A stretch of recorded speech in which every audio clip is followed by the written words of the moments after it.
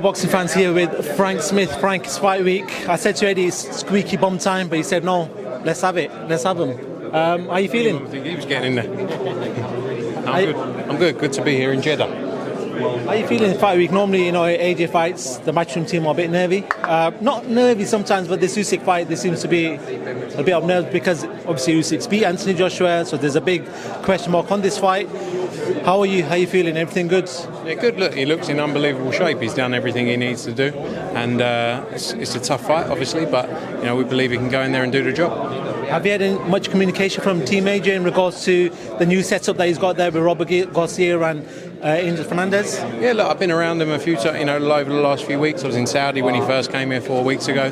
He's enjoying it. He's in great shape. He's trained very hard, and this isn't just like a 12-week training camp. He's been thinking about this for the last 11 months since that loss in September last year in Tottenham. So he's had all that time to focus on how he goes about winning this fight. And he's put a lot of work in, and I think you're going to see a great performance. He had a big period after that fight where he was we were thinking what AJ was going to do because there was a big question mark on who his next trainer was. He was in and out of training. He wasn't really training as much as officially as he was before. But do you feel like now he's focused? This is it. Now these last 3-4 months, he's just been fully focused towards this fight.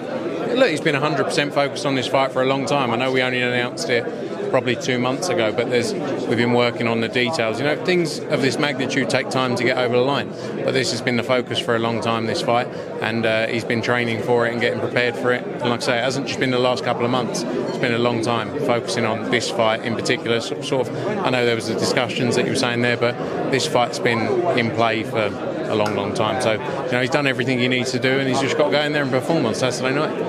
Are you with that general consensus that AJ needs to be a lot more aggressive, needs to use his weight on Usyk and possibly push him back and see a little bit of that old AJ that we used to see that was a bit more ruthless? I'm in the general consensus that it's easy for all of us to say what he should go in there and get in there and do against Alexander Usyk, who's pound for pound one of the top 2-3 fighters in the world and has had 400 amateur fights. He needs to go in there and do what he's been told to do in the last few months. And it's very easy, like I say, push him up, but do this, that, the other. But he's getting in there against someone who's very good. So, I believe if he does what he can do, he can stop him. Do you feel like there's more levels to Usyk as well? I'm sure there's level. Ultimately, I do think, I honestly believe with all these heavyweights, the best, whoever the best is on the night will beat each other. They can all win against each other, all of these big guys, and that's the joys of heavyweight boxing.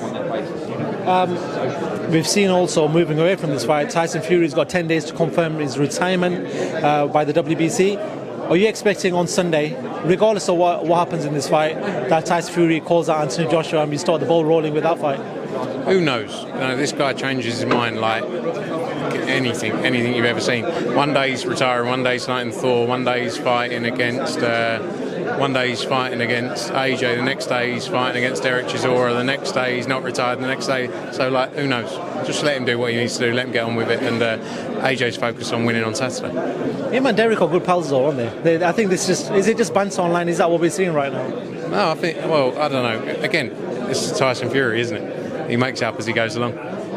And obviously Anthony Joshua on Sky Sports, obviously something that I think everyone found a bit confusing initially because we weren't sort of clear with the DAZN deal that it was not starting from this fight.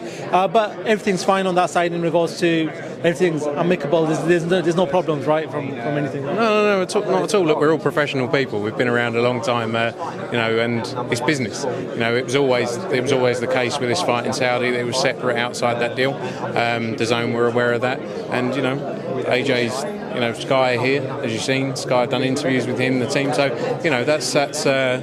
that he's doing all of his obligations. So, no difference there.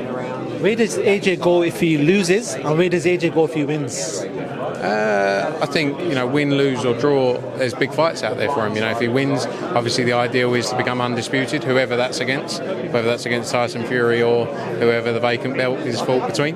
That's what he wants to do. It's what he wanted to do for a long time. If he was to lose, he's still the biggest. I still believe one of the top stars in the sport, and he can. There's many fights out there for him, but fully focused on the win against Alexander Usyk. That's his main focus right now. He's not looking beyond that. But whatever happens, that's our job, and there's still a lot of fights out there for him. Frank, this card's not the greatest. When you look at it from the top to the bottom, it's not the best AJ card that we've seen. How much control have you guys had on picking your fights for this card? I take it it's not much, because I think the Saudis have got full rights to this card, right?